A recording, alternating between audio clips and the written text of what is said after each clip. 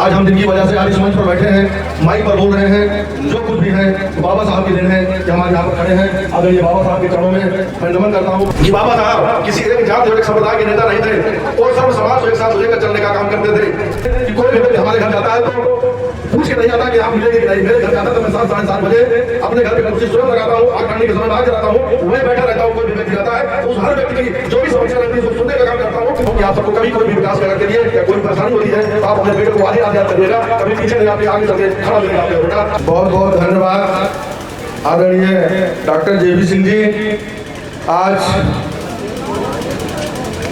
ग्राम सभा कल्याणपुर के ऐतिहासिक सरजमी पर हमारे परिवार के मुखिया आज हम जिनकी वजह से आज इस मंच पर बैठे हैं, माइक पर बोल रहे हैं, जो कुछ भी है वो बाबा साहब की देन है कि हम आज यहाँ पर खड़े हैं। आदरणीय बाबा साहब के चरणों में मैं नमन करता हूँ, प्रणाम करता हूँ। और बगल में महात्मा बुद्ध जी की प्रतिमा लगी है, उन्हें भी मैं प्रणाम करता हूँ, नमन करता हूँ।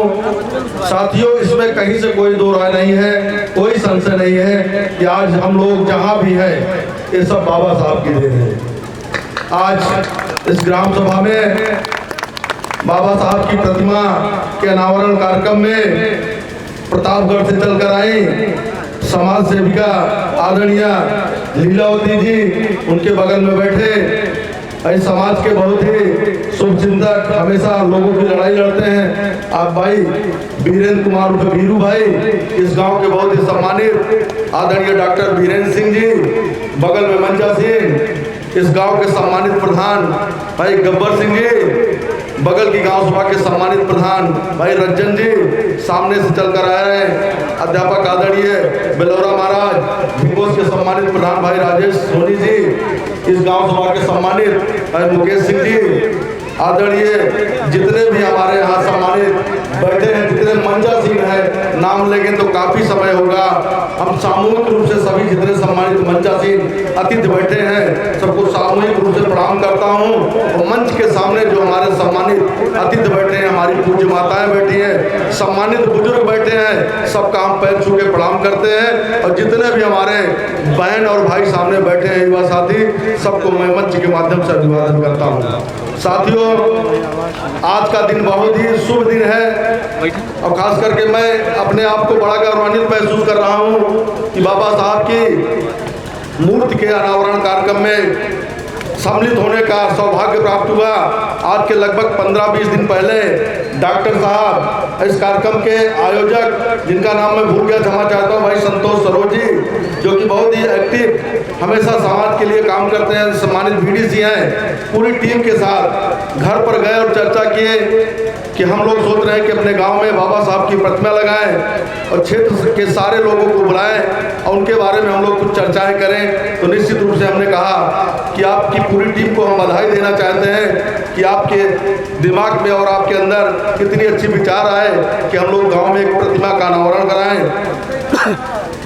उसमें बहुत सारी बातें हुई। संतोष जी एक दिन लखनऊ भी गए, इत्तेफाक से हमको वहीं से भी मूर्ति की फोटो भेजे और बताए कि हम लोग इस फोटो को पसंद किया, मूर्ति को पसंद किया। हमने कहा नहीं, बहुत ही सुंदर प्रतिमा है। निश्चित रूप से सारी टीम के लोग, जितने भी आयोजक मंडली के टीम के लोग हैं, गए वहाँ और लेके आए और आज कार्यक्रम हो रहा है। निश्चित रूप से बाबा साहब के बारे में हम लोग जितना भी बताएं उतना कम है। जैसे सूर्य को दीपक दिखाने जैसा होगा, जैसा कि भी माननीय लीलावती जी ने बताया कि बाबा साहब किसी एक जाति और एक संप्रदाय के नेता नहीं थे और सर्व समाज को एक साथ लेकर चलने का काम करते थे। आज ये हमारे सामने जो सम्मानित महिलाएं बैठी हैं, मंच में बैठी हैं, बाबा साहब ने ही आपको शिक्षा का अधिकार दिलाया। संविधान में एक व्यवस्था दी कि महिलाओं को बराबरी का अधिकार मिले, उनको शिक्षा ग्रहण करना चाहिए। बाबा साहब की देन रही। तो चाहे जिस बिरादरी समाज की बच्चियां हैं वो आज विद्यालय में जाती हैं, पढ़ती हैं, लिखती हैं। और हमारे जितने भी साथी बच्चे पढ़ते हैं, पढ़ने के बाद उनको कम से कम ये जानकारी होती है कि हमको करना क्या है। शिक्षा ही समाज का दर्पण है। अगर हम शिक्षित होंगे, पढ़ेंगे, लिखेंगे, तभी हम अपने अधिकार को जानेंगे और अधिकार को जानेंगे तो निश्चित रूप से उस अधिकार को पाने का प्रयास करेंगे। अगर पढ़ेंगे लिखेंगे नहीं तो कतई हम अपने अधिकार को नहीं जानेंगे कि हमको किस दिशा में काम करना है, किस दिशा में जाना है। हम अपने बारे में एक छोटी सी बात बताना चाहते हैं कि हमारा घर रैयापुर गांव सभा में है, जो कि कुंडा तहसील और कुंडा ब्लॉक के अंतर्गत है। हमारे पिता आज नहीं रहे, स्वर्गीय रामनाथ सरोज शिक्षा ग्रहण करने के बाद उन्होंने भारतीय सेना में 24 साल सेवा दी। सूबेदार के पद से रिटायर हुए 1987 में, और 1988 में पंचायत का चुनाव होना था। तो गांव वालों ने कहा कि हमारे पिताजी फौजी थे, तो उन्होंने कहा कि फौजी आपको चुनाव लड़ना है। तो पिताजी ने कहा भाई हम राजनीति की ABCD नहीं जानते, हमको कुछ जानकारी नहीं है। तो गांव वालों ने कहा नहीं, केवल आप पर्चा भरिए, हम लोग सब लोग मिलकर आपके चुनाव जिताएंगे। और 1988 में पिताजी हमारे रैयापुर जैसी गांव सभा से प्रधान निर्वाचित हुए। 88 के बाद 1995 में चुनाव हुआ, और आपको याद दिलाना चाहते हैं कि पहली बार पंचायत में 1995 में आरक्षण मिला। उस बार हमारे गांव सभा की सीट महिला और अनुसूचित जाति महिला की हमारी माता जी चुनाव लड़ी, वो भी प्रधान बनी। कुल मिला के 2 बार प्रधानी का चुनाव हुआ, दोनों बार, एक बार पिताजी, दूसरी बार माता जी के प्रधान रहते हुए मैं उसमें इलाहाबाद विश्वविद्यालय का छात्र हुआ करता था, वहाँ से ग्रेजुएशन कर रहा था। 1996 में इस क्षेत्र के रहनुमा और हमारी पार्टी के राष्ट्रीय अध्यक्ष आदरणीय राजा भैया ने हमारे पिताजी को बुलाया। उस समय वो गांव सभा के प्रधान थे। उन्होंने, राजा भैया ने ये कहा कि आपको ये जो बाबागंज विधानसभा है, इसके पहले बिहार विधानसभा के नाम से जानी जाती थी, यहाँ से चुनाव लड़ना है। तब हमारे पिताजी ने कहा भाई हम तो एक छोटी सी गांव सभा के प्रधान हैं, विधानसभा का चुनाव बहुत बड़ा होता है, उसमें लड़ने के लिए मैन पावर, मनी पावर की आवश्यकता होती है, समाज में भागने दौड़ने के लिए संसाधन की जरूरत होती है। तब राजा भैया ने कहा हमने सर्वे कराया, सर्च कराया क्षेत्र में, आप समाज में हर जगह जाते हैं हर कार्यक्रम में, और समाज के लोग आपसे उम्मीद भी करते हैं और समाज की आप लोग मदद भी करते हैं। तब उन्होंने, राजा भैया ने हमारे पिताजी को चुनाव लड़ाया। हमारे पिताजी 1996 में पहली बार जहाँ पे हम लोग बैठे हैं इसी धरती से चुनाव लड़े, और हर गांव में जाकर सभी सम्मानित बुजुर्गों से, माताओं से आशीर्वाद लिए। और ये रहा कि हमारे पिताजी 1996 में, हमको जहाँ तक याद है डेट, 7 अक्टूबर 1996 का चुनाव हुआ था और 10 अक्टूबर को रिजल्ट आया था। हमारे पिताजी 36,772 वोटों से चुनाव जीते थे। जहाँ तक आप चाहेंगे तो गूगल सर्च कर लीजिएगा, जब से देश आजाद हुआ है विधानसभा और लोकसभा का चुनाव हो रहा है, बिहार विधानसभा से इतने ज्यादा मतों से कोई चुनाव नहीं जीता था। ये तब संभव हो सका आप सब जैसे सम्मानित बुजुर्गों का, माताओं का, साथियों का आशीर्वाद रहा, सहयोग रहा, हमारे पिताजी जीते चुनाव। दोबारा 2002 में चुनाव हुआ, तो फिर चुनाव हमारे पिताजी लड़े, वो 69,837 वोटों से चुनाव जीते, जैसे दूने वोटों। उसके बाद वो लगातार 2007 तक चुनाव जीते और रहे, विधायक रहे, क्षेत्र और समाज की बराबर सेवा करते रहे। और पिताजी ने हमारे जो यहाँ की परंपरा रही है बिहार विधानसभा की, उसमें विराम लगाने का काम किया था कि 1996 के पहले जो भी यहाँ से विधायक हुआ करते थे, चुनाव लड़ते थे, गांव में जाते थे, समाज में जाते थे, मंच पर बैठते थे, बहुत बड़ी बड़ी बात करते थे, लेकिन जब चुनाव हो जाता था, चुनाव जीत के जाते थे, लखनऊ और दिल्ली के बाद वापस कभी नहीं जाते थे। जब क्षेत्र के लोगों को जरूरत पड़ती थी, चाहे कोई तकलीफ होती, दुख हो या क्षेत्र के विकास की बात करने की बात होती थी, तो कभी वापस क्षेत्र नहीं जाते थे। लेकिन हमारे पिताजी 1996 में चुनाव लड़े, आप सबके आशीर्वाद से चुनाव जीते। लगातार वो लखनऊ जो विधानसभा सत्र चलता था या किसी विशेष काम से जाते थे, पूरे टाइम क्षेत्र में रहते थे, उन्हीं के द्वारा बताए हुए रास्ते में हम भी चलने का अनुकरण कर रहे हैं। 2007 में जब मैं पहली बार चुनाव लड़ा, तो आप सबके बीच में आप सबका आशीर्वाद मिला। आप लोगों ने हमको भी पहली बार यहाँ का जनप्रतिनिधि, यहाँ का सेवक, यहाँ का चौकीदार आपने हमको चुनने का काम किया। 1907 से लगातार मैं अपने क्षेत्र के हर गांव सभाओं में जाता हूँ और ये वादा करता हूँ, दावा करता हूँ इस मंच के माध्यम से कि कोई भी गांव सभा ऐसी नहीं हो जहाँ पे हमने पक्की सड़क न बनवाई हो, जब कोई ऐसी गांव सभा नहीं होगी जहाँ पे हमने विद्युतीकरण का काम न कराया हो, या जो भी मूलभूत समस्याएं चाहे क्षेत्र के किसानों की जितने भी रहती है समस्याएं, हम ज्यादा से ज्यादा पूरा करने का प्रयास करते हैं। लेकिन उसके पहले जो भी विधायक या सांसद यहाँ से होते थे, वो कभी यहाँ चुनाव के बाद वापस नहीं देखते थे।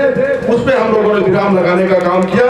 इसका पूरा का पूरा श्रेय आप सभी सम्मानित क्षेत्रवासियों, कार्यकर्ताओं को जाता है, क्योंकि क्योंकि आप लोग जब हमको जिम्मेदारी दिए हैं तो हमारा भी कर्तव्य बनता है कि आपके द्वारा दी गई जिम्मेदारी का निर्वहन करें।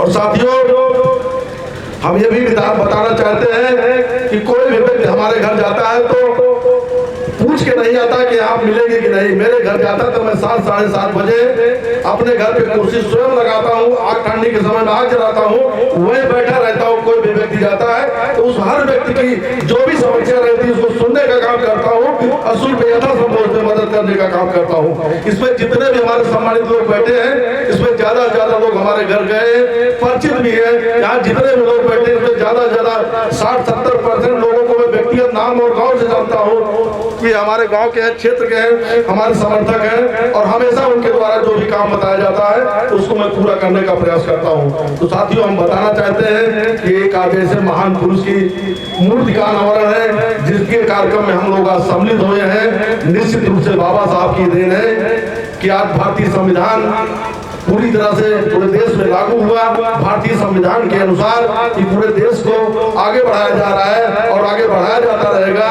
बाबा साहब की देन है कि जो उन्होंने एक लाइन कह दी कि हम सर्व समाज को आगे लेकर चलेंगे, सबका सम्मान, सबका विकास। ये आज की नहीं, बाबा साहब की लाइन है। बाबा साहब ने दिया था कि हर समाज का व्यक्ति, हर समाज का बच्चा पढ़े लिखे आगे बढ़े, हर समाज के लोग आगे बढ़े, नौकरी करें, बिजनेस करें। हमारी बच्चियां, जो हमारी महिलाएं बैठी हैं, आप सब पूरी तरह से जान लीजिए कि आप सबका जब अधिकार नहीं था शिक्षा का, तो बाबा साहब ने लड़ाई लड़कर संविधान में व्यवस्था दी है कि आपको आरक्षण मिले, पढ़ाई मिले। पढ़ाई आप करेंगे तो निश्चित रूप से अपने अधिकार को जानेंगे। इसमें आप लोगों ने देखा है कि पंचायत चाहे चुनाव हो, चाहे आगे का चुनाव, विधानसभा, लोकसभा, सब जगह आरक्षण की व्यवस्था महिलाओं के लिए खास करके दी गई है। आगे भी हम लोग की लड़ाई के 50% चुनाव महिलाओं, चाहे वो विधानसभा का चुनाव हो, चाहे राज्यसभा का हो, चाहे लोकसभा का, हमारी बहनों का आधा का प्रतिनिधित्व 50% का हो, इसके लिए हम लोग लड़ाई लड़ेंगे। क्योंकि बिना सबके सहयोग के देश या कोई भी चीज का विकास नहीं हो सकता। हमारी माताएं, हमारी बहनें पूरे घर और परिवार को चलाती हैं। हम लोग बाहर से कमा के लाते हैं, लेकिन परिवार चलाने का काम हमारी माताओं का, हमारी बहनों का है। तो निश्चित रूप से आपकी पूरी की भागीदारी रहती है। एक बार पूरा यहाँ पर जितने हमारे सम्मानित अतिथि जिले नहीं, बहुत जिले के बाहर से भी आए हैं, और जो हमारे सामने सम्मानित बुजुर्ग बैठे हैं, सम्मानित महिलाएं बैठी हैं, और जितने हमारे वरिष्ठ जन बैठे हैं, हमारे सामने युवा साथी जितने बैठे हैं, और इस गांव के जितने क्षेत्र के लोग बैठे हैं, पुनः मंच के माध्यम से आप सभी सबका स्वागत वंदन करते हुए ये कहना चाहता हूं कि आप सबको कभी कोई भी विकास के लिए या कोई परेशानी होती है तो आप अपने बेटे को आधी रात याद करिएगा, कभी पीछे नहीं, आपके आगे चल के खड़ा मिलेगा आपका बेटा। और हम प्रबंध समिति के जितने भी सम्मानित सदस्य हैं, भाई संतोष जी, डॉक्टर साहब, दोनों भी राकेश सरोज गाँव के पूर्व प्रधान है, मोहित भाई, सोहित भाई, सबसे मैं कहना चाहता हूँ कि बाबा साहब के इस मूर्ति अनावरण के अलावा यहाँ के गांव के विकास के लिए या यहाँ जहाँ पे हम लोग बैठे हैं, जो भी पैसे की जरूरत पड़े, पैसा उसमें काम आड़े नहीं जाएगा। जो भी आप आदेश कर देंगे कि आपका बेटा आपके पास हाजिर हो जाएगा, उसमें पैसा कभी आड़े नहीं जाएगा। एक बार पूरा मैं अपनी बात समाप्त करते हुए आप सबको प्रणाम करता हूँ। जय हिंद, जय भारत। बाबा साहब के कई शब्द हैं। एक शब्द भैया ने कहा कि इसको पढ़ दीजिए, बहरहाल ज्यादा से ज्यादा लोग जानते हैं कि बाबा साहब ने कहा था कि शिक्षा व शेरनी का दूध है, जो जितना पिएगा उतना ही दहाड़ेगा। निश्चित रूप से अगर हम पढ़ेंगे लिखेंगे तो आगे बढ़ेंगे, अपने विचार को जानेंगे। बहुत बहुत धन्यवाद।